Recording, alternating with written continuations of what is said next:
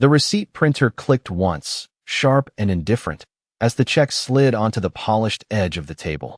Naomi Carter was already there before it stopped moving, her steps quiet, her posture straight, her presence precise. She set down a glass of water, exactly aligned with the knife, then waited, just half a second, the way trained service workers do. Ethan Cole did not look up. His gaze stayed on his phone, thumb scrolling, expression unchanged. The men around him laughed at something on the screen, one of them leaning back in his chair, another adjusting his watch, all of them existing loudly in a space that seemed to shrink around her. Naomi stood there, invisible in plain sight, not ignored by accident, but by choice. She spoke, soft and clear. "Your check, sir." No response, not even a glance. The phone screen reflected in Ethan's eyes, not her. The air held still for a moment, stretched thin by the absence of acknowledgement. Naomi did not repeat herself. She did not shift her weight.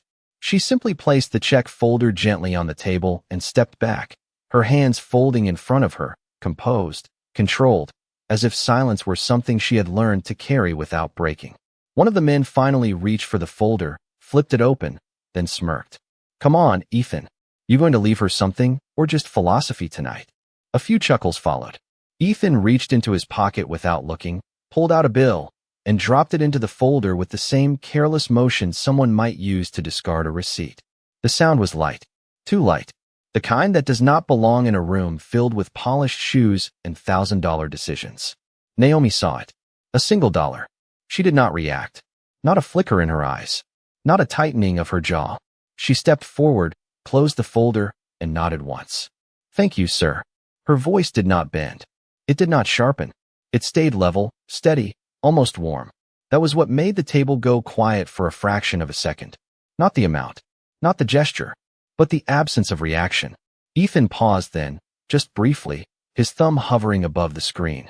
Something about the way she said it did not match the script he expected. He glanced up, finally, just enough to register her face. No anger, no embarrassment, just control. Then he looked away again, dismissing it as quickly as it came. Naomi turned and walked back toward the kitchen, her pace even, her shoulders relaxed, the dollar bill resting inside the folder like a question no one at the table had bothered to ask. Behind her, the laughter resumed, louder this time, filling the gap she left behind. But something had already shifted, quietly, almost imperceptibly. If you have ever watched a moment like this and felt something you could not quite explain, stay with this story. And if you are listening right now, tell me where you are watching from and what time it is for you. Because sometimes the smallest moments, the ones that seem invisible, are the ones that change everything. The kitchen door swung closed behind Naomi with a soft thud, cutting off the laughter from the dining room like a switch flipped off mid-sentence. The noise inside the kitchen was different, sharper, faster, plates stacking, orders being called, steam rising from the line, but none of it touched her pace. She moved with the same steady rhythm, placing the tray down, sliding the check folder onto the stainless counter. The dollar bill slipped out slightly, its corner catching the light for just a second before settling flat again. Marcus, the shift manager, noticed it immediately. His eyes dropped, then lifted to her face. "That is all he left?" he asked, voice low but edged with something between disbelief and irritation. Naomi reached for a clean cloth, wiping down the counter in front of her. "Yes, sir," she said, simple, unbothered. Marcus let out a short breath through his nose. "You want me to comp it back? I can go talk to him." "That is not right." Naomi shook her head once, small and controlled. "No, it is fine." But it was not fine, and both of them knew it. Across the room, another server leaned in, whispering just loud enough to carry. "That is the guy, right? Ethan Cole, the one from the news. The lawsuit." Naomi's hand paused for half a second on the counter, then continued moving. Marcus frowned. "What lawsuit?" The server pulled out her phone, already scrolling. Something about a foundation deal. People saying his company tried to bury a clause. It is all over business feeds. She turned the screen toward him. Marcus glanced down, then back at Naomi, his expression shifting. Not pity, not exactly respect yet. Something more cautious, like he was recalculating what he had just witnessed out there. Naomi did not look at the phone. She picked up the folder, slid the dollar bill back inside, and tucked it neatly under the receipt, as if organizing it gave it weight it did not deserve. In the dining room, a chair scraped loudly against the floor. Through the small window in the door, Ethan could be seen standing now, adjusting his jacket, his group beginning to gather their things. One of the men said something, nodding toward the kitchen, and this time Ethan followed the gesture with his eyes. Not fully, just enough to look through the glass. His gaze landed on Naomi for a brief second. She was not looking at him. She was aligning silverware on a tray, each piece placed with deliberate precision, her attention fixed on something entirely within her control. That pause lingered longer than it should have. Then one of his associates clapped him lightly on the shoulder, pulling him back into conversation, and the moment broke. Marcus watched that exchange closely. He noticed, he said quietly, almost to himself. Naomi did not respond. She lifted the tray and moved toward the service station, but as she passed the locker area, her phone buzzed once inside her apron pocket. She ignored it at first. The second vibration came almost immediately after, sharper, more insistent. She stopped, just for a breath, then pulled the phone out and glanced at the screen. Her expression did not change, but her grip tightened slightly around the edges. A message preview glowed against the dark glass. Board review moved up. They are asking for you by name. Naomi locked the screen without replying, slipped the phone back into her pocket, and stepped forward again, her pace unchanged, her face composed. But something had shifted beneath the surface, something that did not belong to this kitchen, or this uniform, or the $1 folded neatly inside that check folder waiting on the counter. The tray never reached the service station.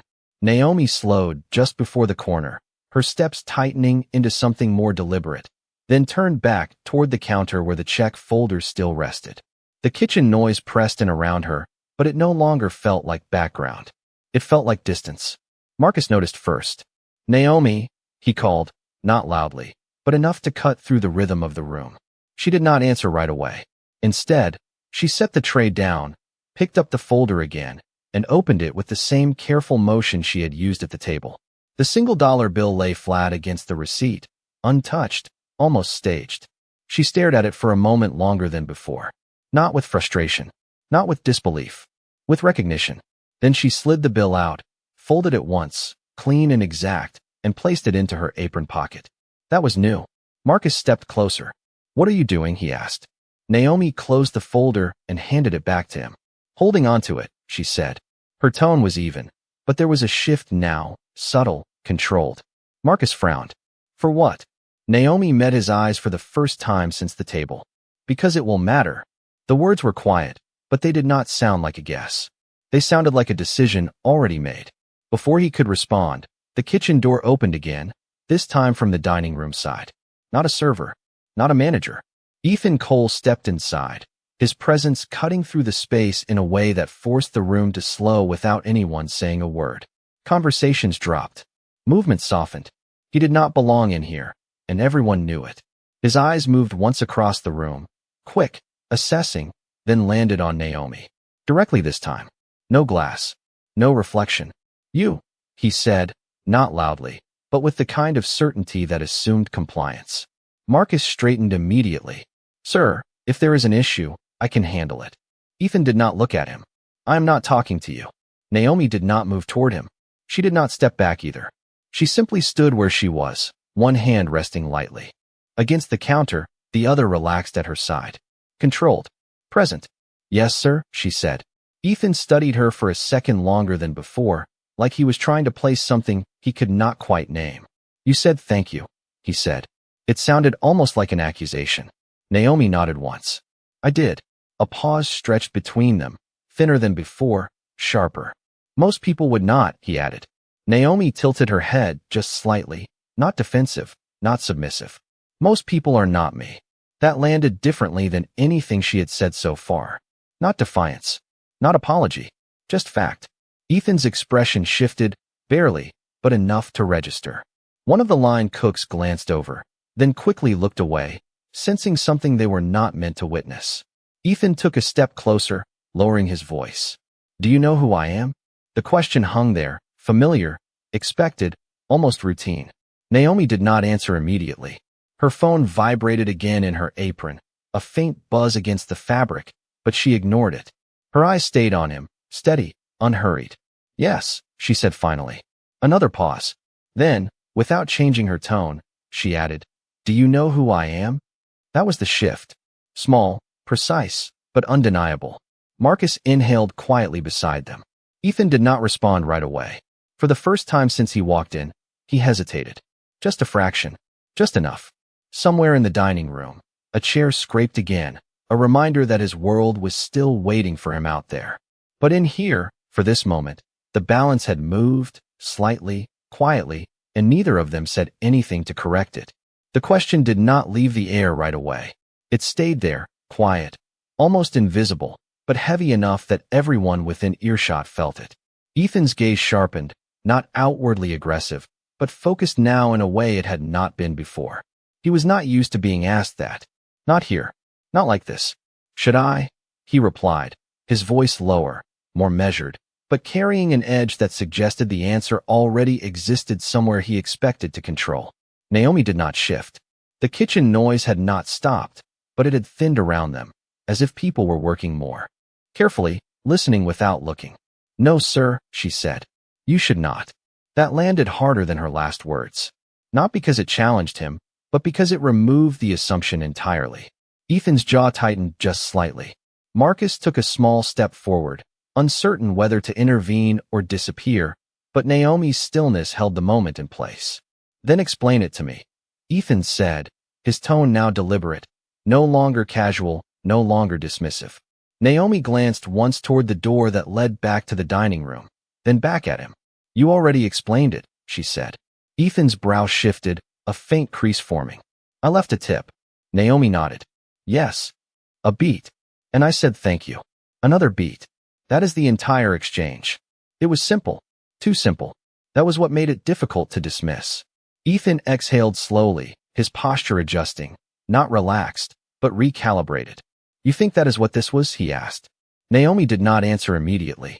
Her phone vibrated again, longer this time, persistent, but she let it ring out in silence. I think, she said carefully, that you expected something else. That was the second shift. Subtle, but it moved the weight again. Ethan's eyes narrowed slightly, not in anger, but in recognition. Not of her, but of the situation slipping just enough outside his control. And what would that be? He asked. Naomi reached into her apron pocket, slowly, deliberately, and pulled out the folded dollar bill. She held it between her fingers, not presenting it, not hiding it, just making it visible. A reaction, she said. The words stayed between them, quiet but precise. Most people would give you one, she added. Ethan looked at the bill, then back at her face. For the first time, there was no dismissal in his eyes. Only calculation. And you did not, he said. Naomi shook her head once. No, sir. A pause. Then she placed the bill gently on the counter beside her, flattening it with her fingertips. Because this is not about the money. The line cooks had slowed now, movements quieter, attention drifting without turning. Marcus folded his arms, watching, no longer trying to step in. Ethan's phone buzzed in his hand. A sharp interruption. He glanced down at it, and something changed. Not dramatic. Not visible to everyone. But enough. His thumb hovered over the screen, then tapped. He read silently, his expression tightening in a way that had nothing to do with Naomi or the restaurant. Naomi watched that shift, just for a second, then looked away, returning her attention to the counter as if the moment had already passed. Excuse me, Ethan said, the words automatic now, but his voice no longer carried the same certainty. He stepped back, already half-turned, eyes still on the phone. Sir, Naomi said, stopping him just before he reached the door. He paused, without turning fully. You asked if you should know who I am, she said. Another beat. You will. That was the twist. Not loud, not dramatic, but it did not sound like a warning. It sounded like timing. Ethan looked at her again, longer this time, as if trying to reconcile the woman in front of him with something he had not yet understood. Then the phone buzzed again, sharper, pulling him away. He pushed the door open and stepped back into the dining room, the noise rising to meet him instantly, swallowing him back into his world. Inside the kitchen, the silence held for just a moment longer before everything resumed, faster than before, but not quite the same. Naomi picked up the dollar bill again, folded it once more, and slipped it back into her pocket. This time, it did not look small. The kitchen did not fully return to normal after he left. It moved, it worked, orders were called, and plates went out. But something had settled into the space, something quieter and heavier than before. Naomi did not rush back into motion. She stayed at the counter for a moment longer than necessary, her fingers brushing once against the edge where the dollar had been. Then she turned, picked up her tray, and stepped back into the rhythm of service. But this time, her movements were sharper, more intentional, as if every action now carried weight beyond the room. Marcus watched her go, his expression no longer confused but cautious, like he was beginning to understand that he had been standing too close to something he did not fully see. Out in the dining room, Ethan did not sit back down. He stood near the table, phone pressed lightly to his ear, his voice low, controlled, but no longer casual. "I told you we had time," he said, pacing once along the edge of the table. A pause. His jaw tightened. "No, you do not move a board review without clearing it with me." Another pause, longer this time. The men around him exchanged glances, their earlier confidence replaced with something less certain. One of them leaned in. "Everything good?" Ethan held up a hand without looking, silencing him. "Who requested her?" he asked into the phone, slower now, each word deliberate. His eyes flicked once toward the kitchen door. "Say that again." Whatever answer came through shifted something deeper. Not just irritation, not just inconvenience. His posture changed, shoulders tightening as if the room itself had become smaller. "That is not possible," he said, but the certainty was gone. The call ended abruptly. He lowered the phone, staring at the screen for a second too long. Then he turned, not toward his table, but toward the hallway that led past the kitchen, toward the service corridor most guests never noticed. That was new. Back inside, Naomi moved between tables now, her pace steady, her expression unchanged, but the room felt different around her. A couple at table 12 thanked her as she refilled their water, their tones softer than before, their eyes lingering just a second longer. At the bar, someone whispered, glancing toward her, then back at their drink. The shift was subtle, but it was spreading. Not loud, not public, just enough to be felt. As she stepped back through the kitchen door again, her phone vibrated once more, stronger this time, followed immediately by a second notification. She stopped walking, not in hesitation, but in acknowledgement. Slowly, she reached into her apron and pulled it out. The screen lit her face just enough to show the message clearly. "They are asking why you are not on the call." Another line appeared beneath it before she could lock the screen. "Ethan Cole just joined the board line." That was the escalation. Naomi's eyes did not widen. Her breathing did not change, but her thumb hovered over the screen for a fraction longer than before. Then she tapped once, opened the message fully, and read the next line. "They do not know you are still working the floor." Behind her, the kitchen noise continued, orders stacking, voices rising, but it felt distant now, like something happening in another space. Naomi slipped the phone back into her pocket, lifted her chin slightly, and turned toward the back hallway, the one that led away from the line, away from the tables, away from everything she had been doing just minutes ago. Marcus saw her move and stepped forward quickly. "Naomi, where are you going?" "We are in the middle of service." She did not stop walking. "I will be back," she said, her voice calm, controlled, but carrying something new now. Not defiance, not apology, authority. Marcus hesitated, then let her pass. The hallway door closed behind her with a soft click. In the dining room, Ethan was already moving in the same direction, faster now, his earlier composure replaced with urgency he could not fully hide. For the first time that night, they were not on opposite sides of the same moment. They were walking toward the same one.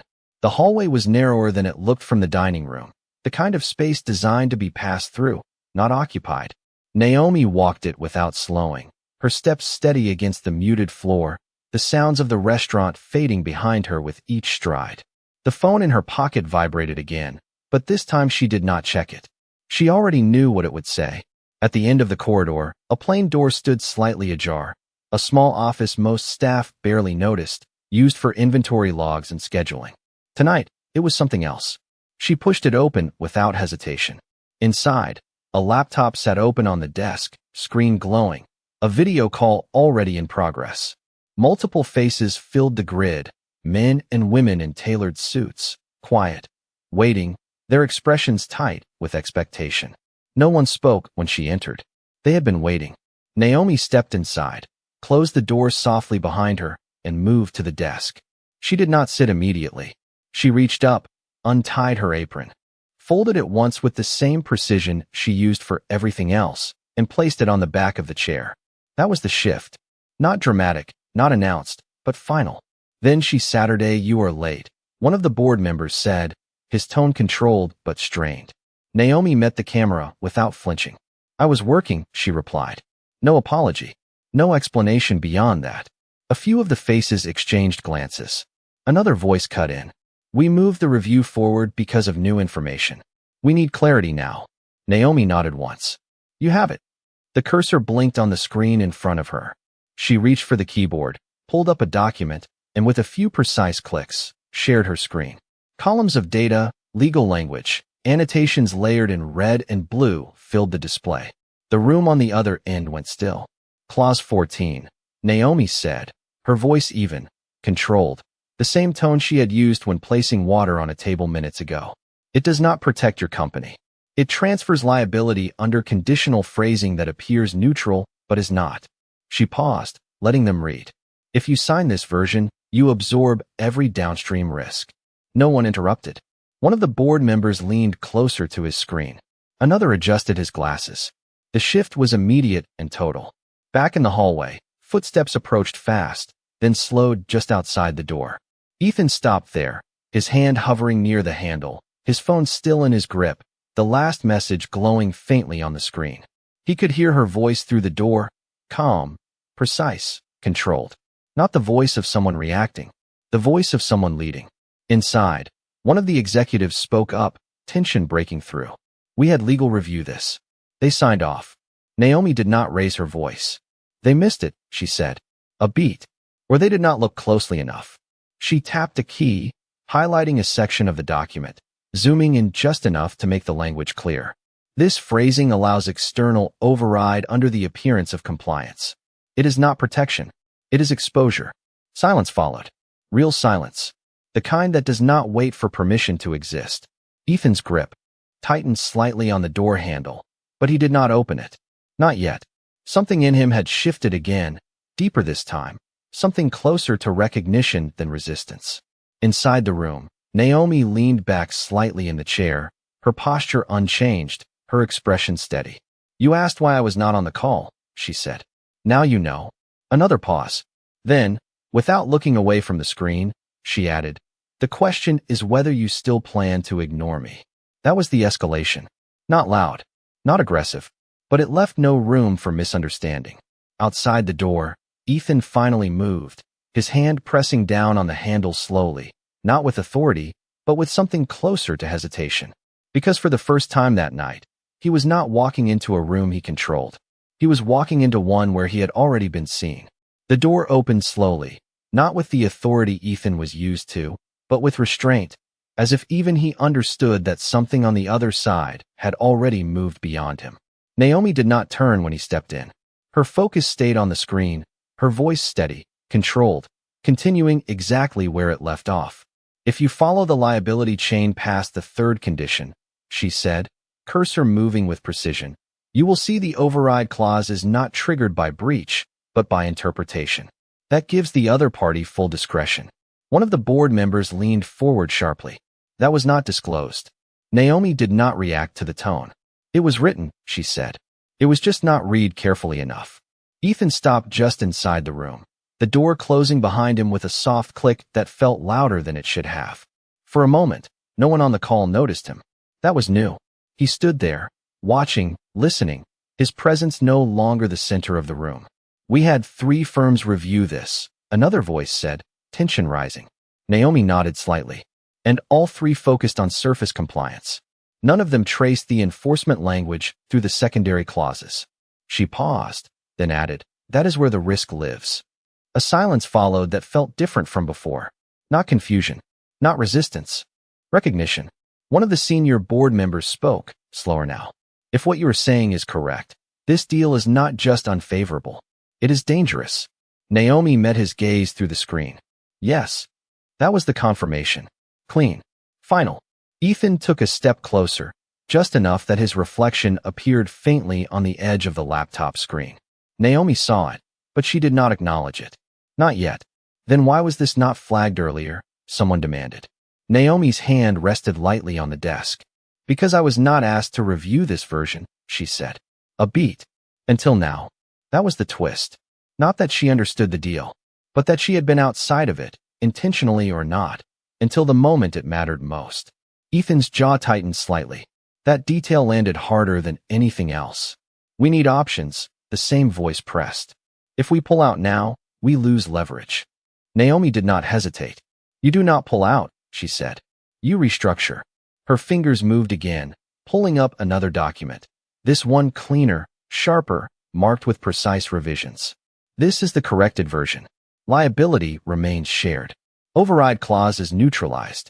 Enforcement requires mutual consent. The board members leaned in, scanning quickly. The shift was immediate. Not panic. Direction. Who drafted this? Someone asked. Naomi answered without pause. I did.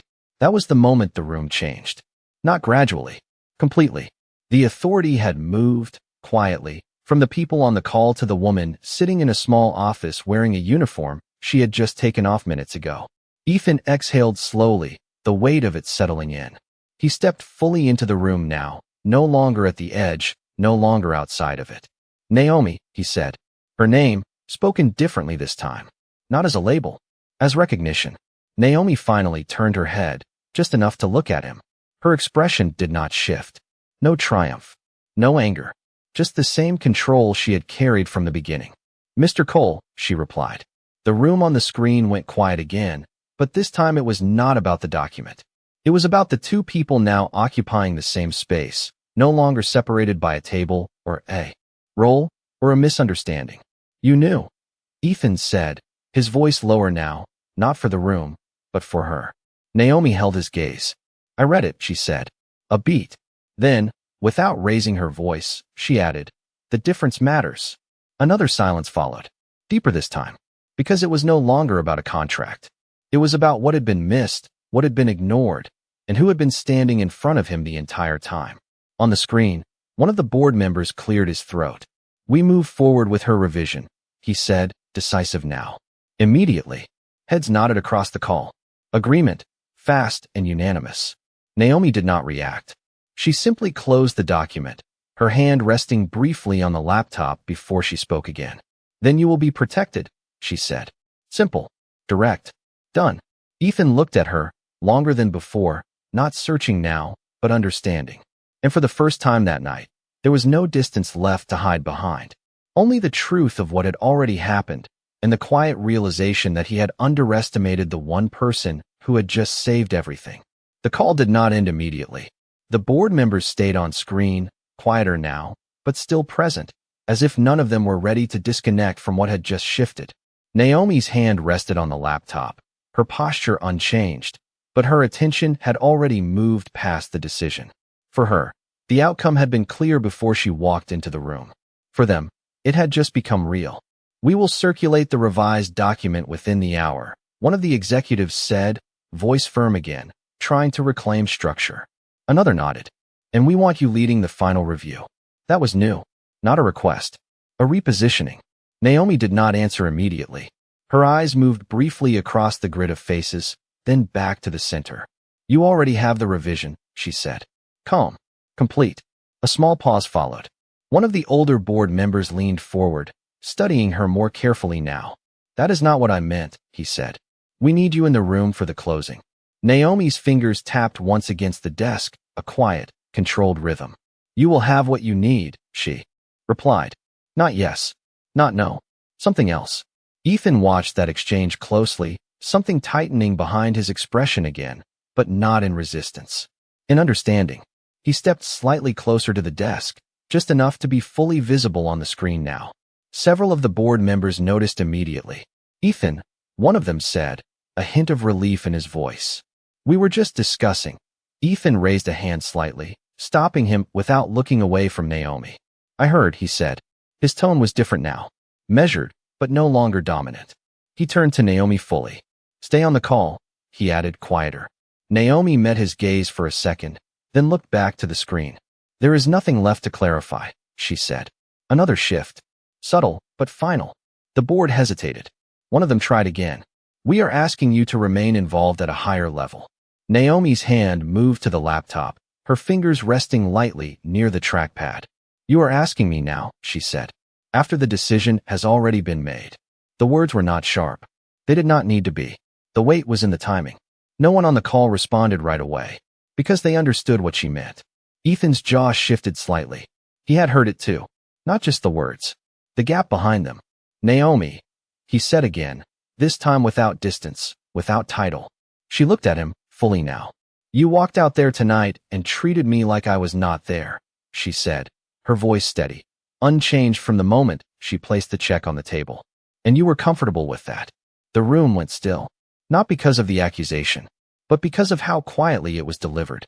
Ethan did not interrupt. Now you are asking me to step in when it matters, she continued. And suddenly I exist. That was the escalation. Not louder, but deeper. The kind that does not raise tension. It reveals it. Ethan exhaled slowly, his posture shifting again, not defensive, not dismissive, something closer to recognition settling in fully for the first time. You are right, he said. No hesitation. No qualification. Just that. It landed heavier than anything he had said before.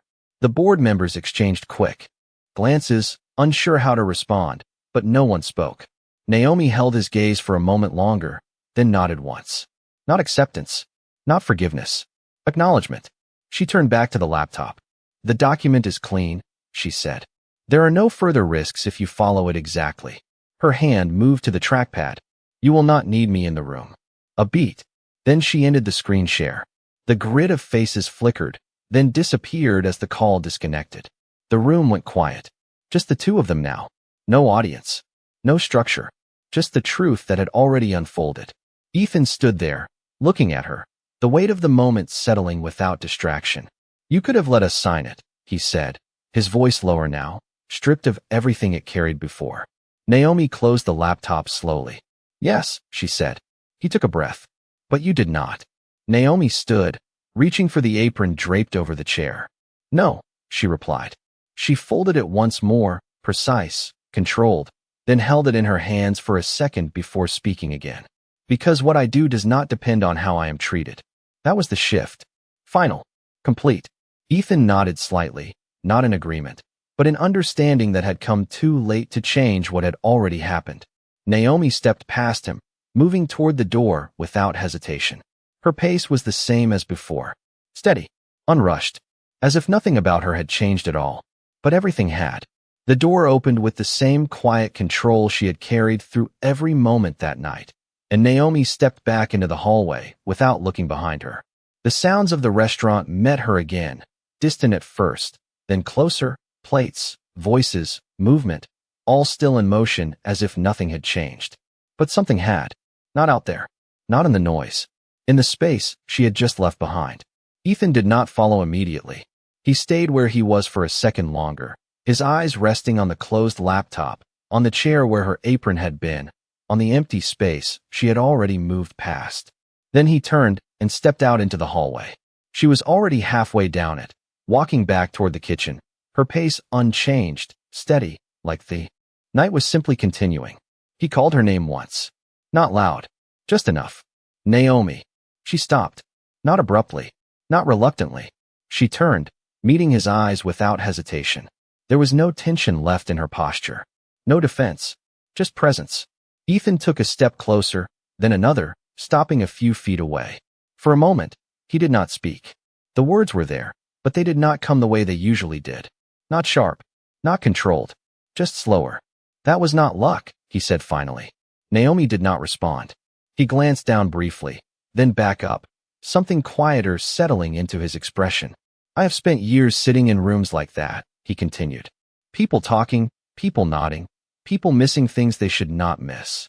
A small pause. You did not miss anything. Naomi held his gaze, steady as before. It was written clearly, she said. Ethan shook his head slightly. No, he replied. It was hidden clearly. That was the difference. He saw it now. Not just in the document. In her. Another silence followed, but it was not uncomfortable. It was full. I should not have treated you the way I did, he said. No hesitation this time. No distance. Just truth. Naomi listened, her expression unchanged, but not closed. No, she said softly. Not harsh. Not forgiving. Just honest. Ethan exhaled once, a breath that seemed to carry more than the moment itself. He reached into his jacket pocket, then stopped, his hand pausing there for a second before he pulled it back out empty. Not money. Not this time. Instead, he looked at her again, more carefully now, like he was seeing something he had missed from the beginning. You said I would know who you are, he said. Naomi nodded once. You do. Another pause. Then she reached into her apron pocket, pulled out the folded dollar bill, and held it for a second between her fingers. Not as proof. Not as a statement. Just as something that had been part of the moment. She stepped forward and placed it gently into his hand. Ethan looked down at it, then back at her, something shifting again, deeper this time, quieter. Keep it, she said. So you remember. No accusation. No emphasis. Just a simple offering. He closed, his fingers around it slowly. Not tight. Not careless. Just enough to feel it. Naomi stepped back, giving the space back to him without taking anything from it. Then she turned and continued down the hallway, back toward the kitchen, back toward the work she had never left, her pace the same as it had always been. Ethan stood there, the dollar in his hand, the weight of it no longer small, no longer insignificant. Not because of what it was, because of what it meant. And for the first time that night, he did not move right away. If this moment stayed with you, not because it was loud, but because it was quiet in the right way, take a second to stay connected, subscribe, turn on notifications, and share where you are watching from and what time it is for you. Because stories like this do not end when the scene fades. They stay where something inside you decides to see differently.